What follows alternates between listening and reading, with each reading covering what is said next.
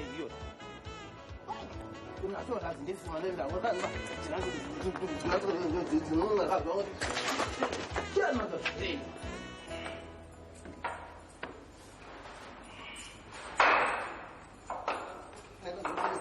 ukundigadlela phansi undikula ndizawuthi ndiqashwa abantu benezivubeko yiloo nto leyo lebhayisekile etheni le madoda ndithi ndifuna umsebenzi hey ngafika phezulu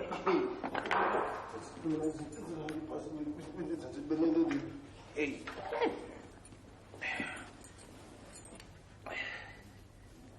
Yemfondisi ingani ndigqiba utshaye lapho nopolisha le ntsimbi ufike wena uzongcolisha olu hlobo lensisana yo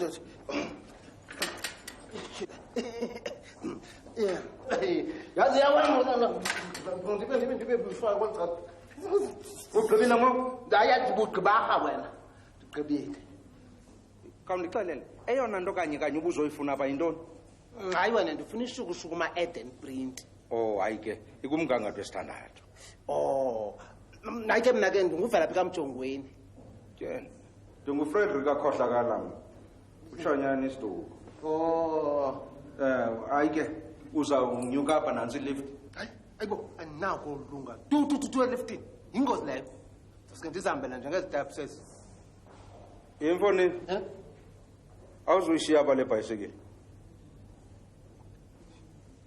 into endayithini nangolena ndiyibeke kunale bhayisekile njengoba ndifuna umsebenzi ngapho yazi abazizamela nje indlela yokuphila kube ucela njengoba ngesi ibhayisekile zakho ziyanantsika ndiyasokola loba ndingafuna ndisindele ibhayisekile ndinyuka nesitep zizitep eziyakhona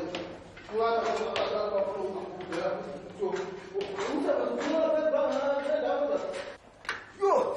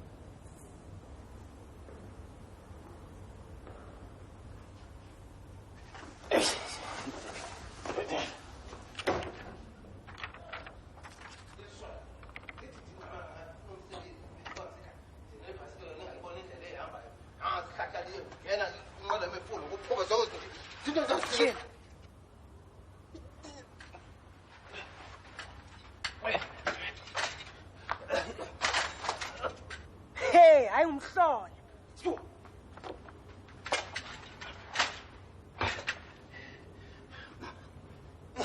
Molo sisi. Molo, ndingakunceda? Sisi ndize ngomsebenzi wena apha. Hayi asinaso isithuba esifanele nontshintshi. Hayi, andingonontshintshi mna.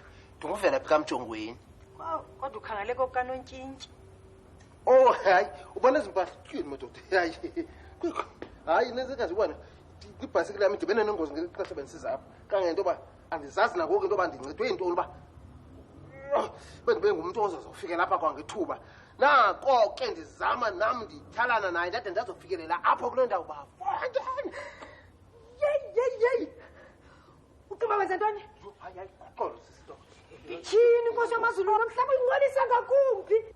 Tyhini, into oyenzayo ucima sayithini into eqoqolo Nkosi xa ifika. Ndizokula ndiqoqo lam ndiyathanga selilungile ngoku. Tyhini? Liqoqo lam elinje?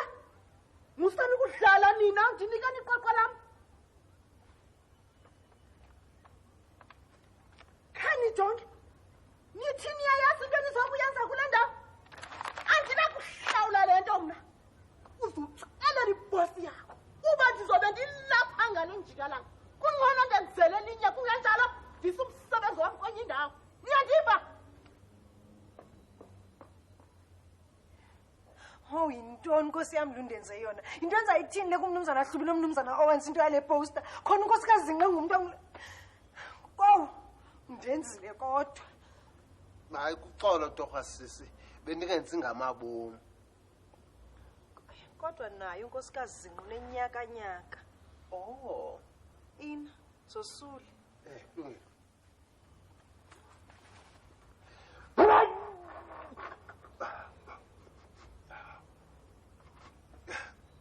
Azothatha apha ke sisi.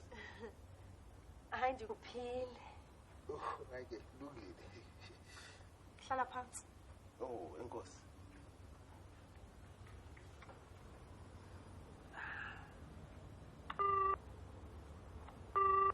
Yawe Joyce. Mnumzana, kukho umuntu oze ngesasithuba sokudeliver.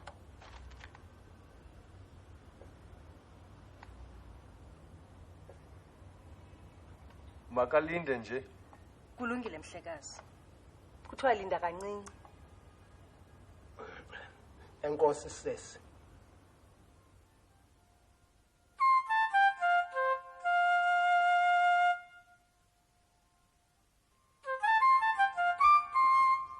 Jackson wena uza kuzifaka enkathazweni ngenye imini. Ukuba nje inkosikazi yakho inokubhaqa. Martin, yonke into wena uyithathela phezulu. Mina nobuchule. Akasoze afumane into tukum.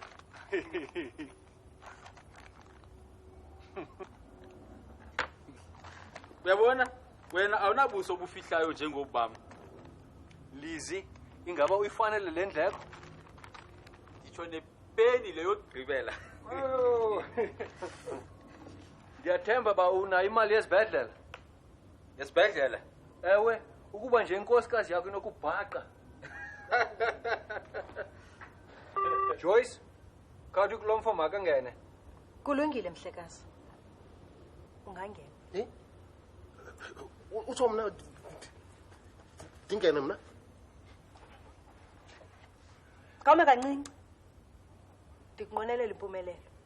Oh ewe enkosi sisi. Ovela phi? Sisi, Iboss ke zimbini apha. zimbini? Ewe bazipartners. Zange ndive into enjalo.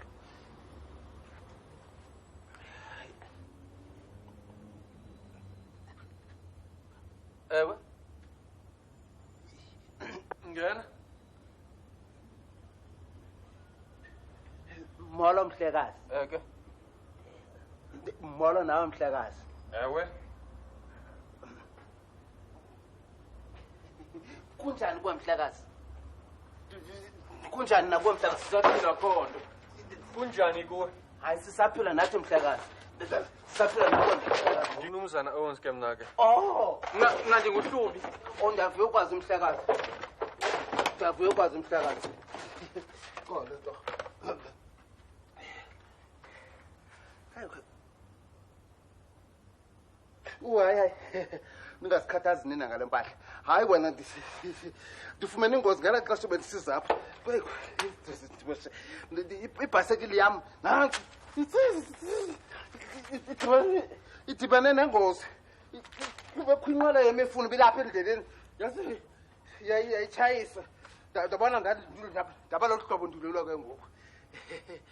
Hayi wena mhlakazi. Ndize ngomsebenzi apha. Ndiwubone kwiphepha ndaba upapashiwe. Kwaye ke ndaba nomnqono uba ndingawufumana lo msebenzi wokudiliva. Ndidilivile iminyaka emininzi ekhemist. Kangangoba ngoku bendifuna udilivashela elileni ishishini. Xa uqala wena kukho le ndawo bathi nantsi aba ezi zitrata zalapha sigcwale. Khawume. Khawuchophe kuqala. Oh, kulungile mhlakazi. Kanene busithi ngubani igama lakho? Nguvela kamjongeni lo mhlekazi. Yaba nguvela phi ke lo kamjongeni?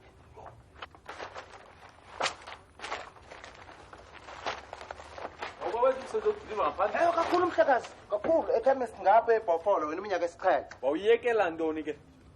Hayi wena mhlekazi. Yavalwa laa ndawo ngocaba abantu abasathengi phaya. Unaso isithuthi andithi?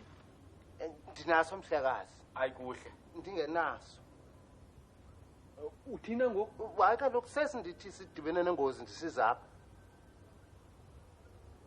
hayi ncinci nje lento yaphukileyo pha ingaka nje ndathi qhwi. Oh. Ake andinoyazi kodwa yingozi yethu. Unjongo njani? Noyiveki ma. Hayi kulungile. Ivaba ke siza kuzama iveki ke. Ayikho sakhuluma Mhlekazi. Ndiyabulala kakhulu Mhlekazi. Wow. Sawunika i-R180 ngeviki. Enkosi Mhlekazi. Enkosi nakuwe Mhlekazi. Kwekho. Zawuqala kubrada ke osebenza naye akunike sakho isithuthuthi. Thuthu. Andithi unayo ilicense yesithuthuthi? Oh, hayi, ndinayo yona.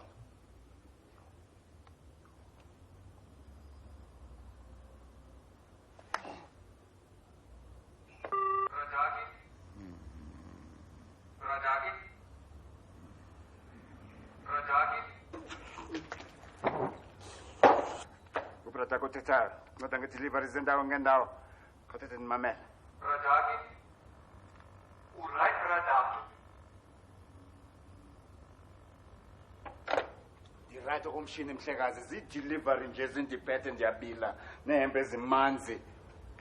Ukuba ubunokubona idelivery ezindiphetheyo buza kundisizela. Kodwa thetha ndikuncede Mhlekazi omhle. Uxolo. Nceda ufika kwiofisi. Umhlobo wakho omsha ulapha ngoku. Zamnandi ezo ndaba Mhlekazi ndisendleleni ezayo.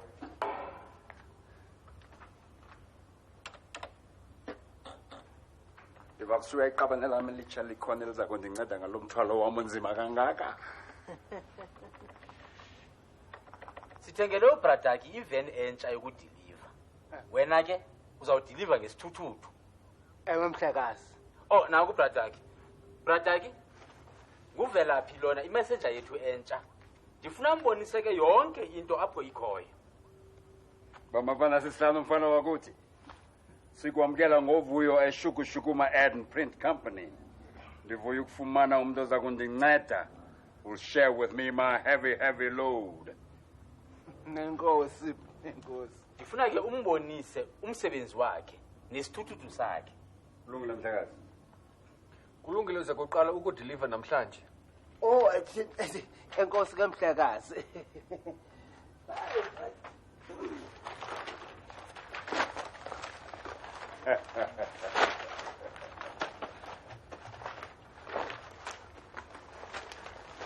Mlandele.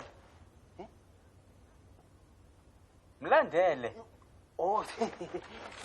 Ake enkosi ke Mhlekazi. Enkosi nakuwe Mhlekazi. Kodwa izinto ezithini?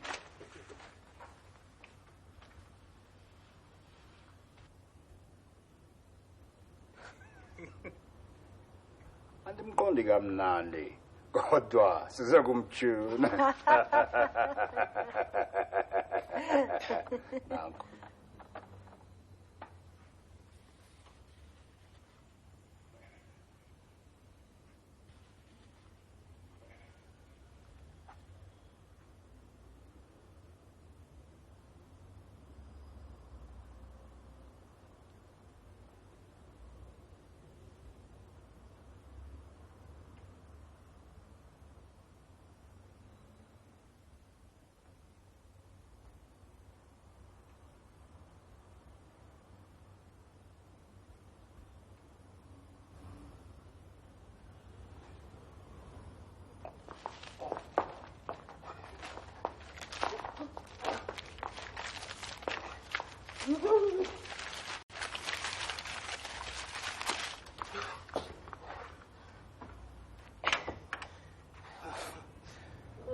Thene madoda.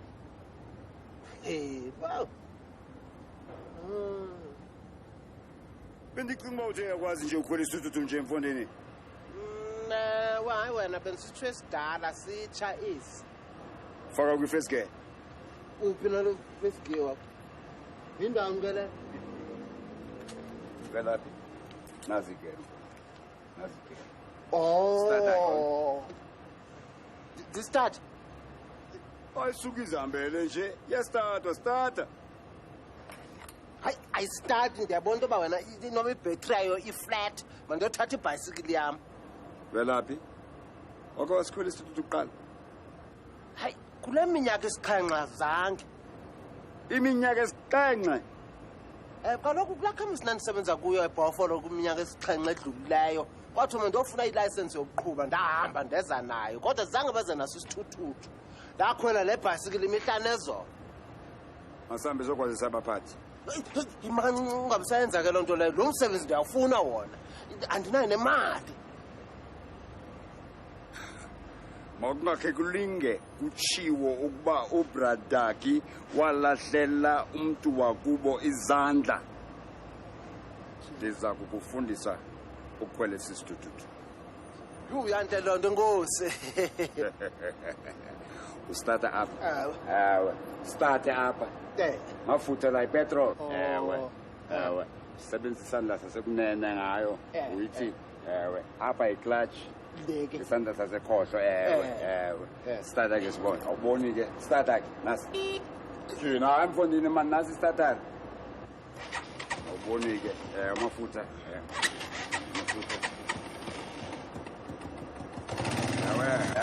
awuboni-ke awuboni-ke ewe ukhulule iclutch kancinci apha ewe napha phansi ewe ngenyawo hayi mani fonini mani starta ewe khulule kancinci napha phezulu apha enyaweni ewe ze kancinci-ke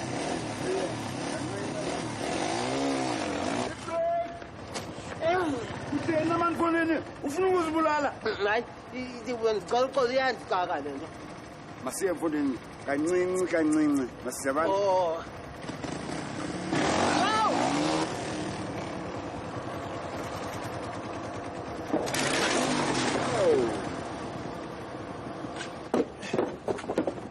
awulimalanga mfana kuthi hayi wena zinto zakhona ezi ndizawude ndiyiqhele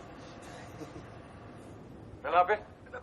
Mhlakazi Yivapha thatha le pasile uyise eBarco Dog Food yabona Mhlakazi qala ngomso nakwezi mina ezayo uJoyce uza kunika ipasi efuna ukusideliver hayi kulungile Mhlakazi ina ke Enkosi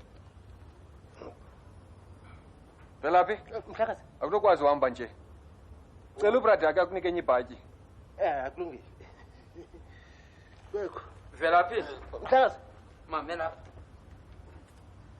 ndifuna undiqisele le pasile kwelinye inenekazi elikhethekileyo Velaphi uyaqonda mos elikhethekileyo ewe nantsi iadresi yakhona hayi andiyayiqonda Mhlekazi Velaphi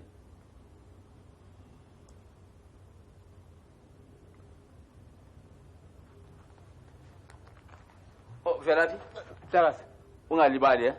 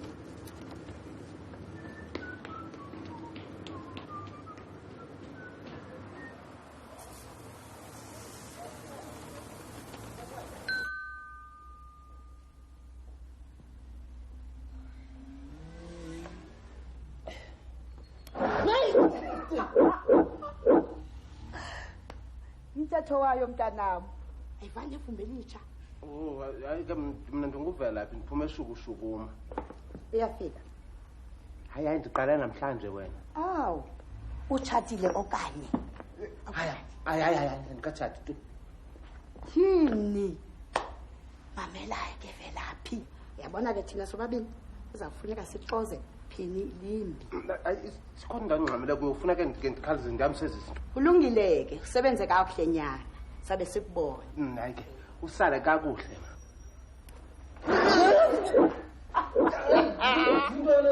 Hamba kakuhle. Kusebenze kakuhle mntanami, sabe sibonana uyeva?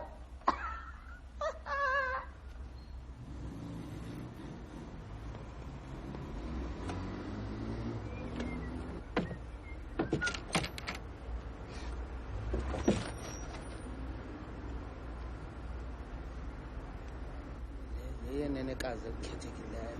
Yeva phela yile yenenekazi ekhethekileyo.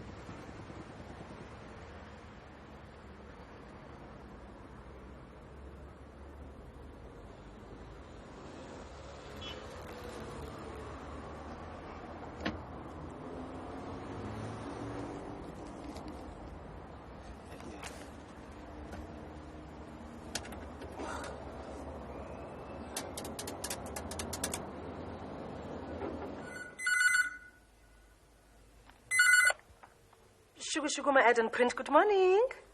Okay, Joyce. Kuvela phi lo? Bengicela uncedo. Ndikuncede ngantoni? Joyce. Umhlekazi bendinike ipasi loba ndise enkosikazini yakhe apha. Ngoku ndinawuthi ndiyaqwalasela ndiyafika i-address icimekile ngoba ibike yamanzi. Ndithini? Oh, velaphi. Uqala nje emsebenzini selubhatyazi. Uyini Joyce khawuncede to? Kulungile. Unethamsanqa ke kuba ndityhilekile namhlanje. 25 Mandy Road, Meadowlands. Uyifumene? Mandy Road, Meadowlands. Hayi ke kulungile. Oh hayi, enkosi ndiyabulela Joyce. Bye.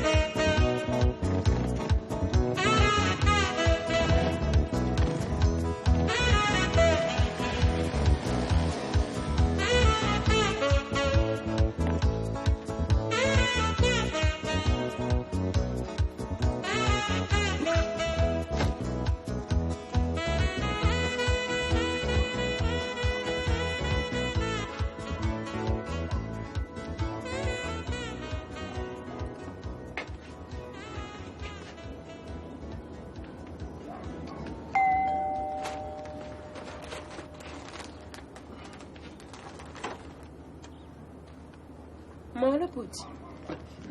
Nkosikazi bendithunywe ngumnumzana uHluba ukuthi mandisele pasile. He, ivela kumthuthuzeli. Ngabo ndicinge ngantoni? Hayi kulungile bhuti.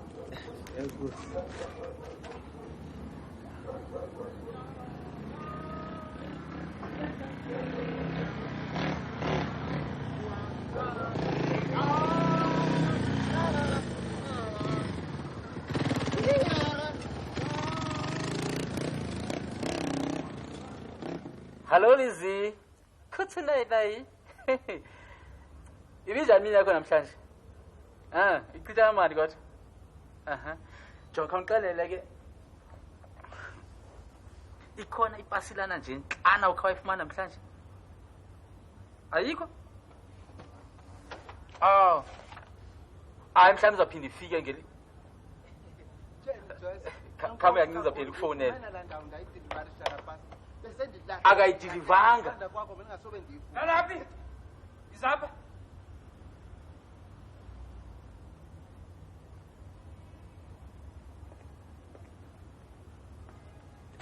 Mhlekazi, eza pass le besukunike zona uzidilivile. Mhlekazi. Sondla.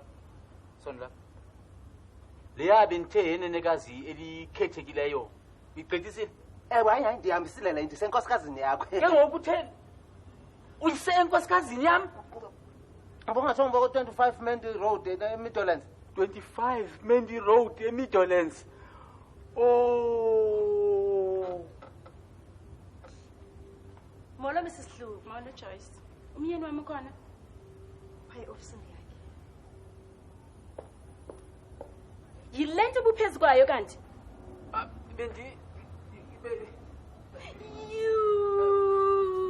Ndofana yewami. Uyazi bengicimba ulibele. Ucima ndilibele. Isikhumbuzo somtshado wethu. Isikhumbuzo somtshado wethu. Oh, isikhumbuzo sethu solonwabo. Jonga ukuba indilingana kanjani. Kodwa ndithenge na le ukuze ndiyinxibe nayo. Uyazi bendingazi ukuba uthanda ndinxibe izinto ezinjengezi. Kodwa ukusisela ngoku ndizokuthenga izinto ezimodern nezindenza sexy kuba ndifuna ukukwanelisa ngalo lonke ixesha.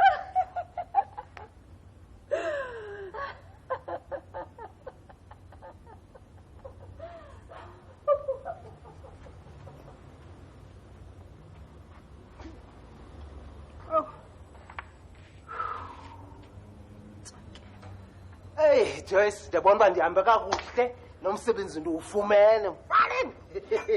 Oh hayi ndiyavuyisana nawe ke wethu kodwa khangela apha. Ndifuna uzuqonde ke okwanamhlanje ne ukuba ndim iboss apha. Yeyam le desk ayehla ke. Yo yini inkosi yami into olundenza yona? Yintoni wathi ufike eshukushungu wabe ufuna mna ndibe ndiphuma ngomnyango. Ndawugqiba usebenza kabuhlungu kangaka ndisebenzela le nkosikazi. Ungathini? Ndiza kulanda iqoqi ngaba salilungile.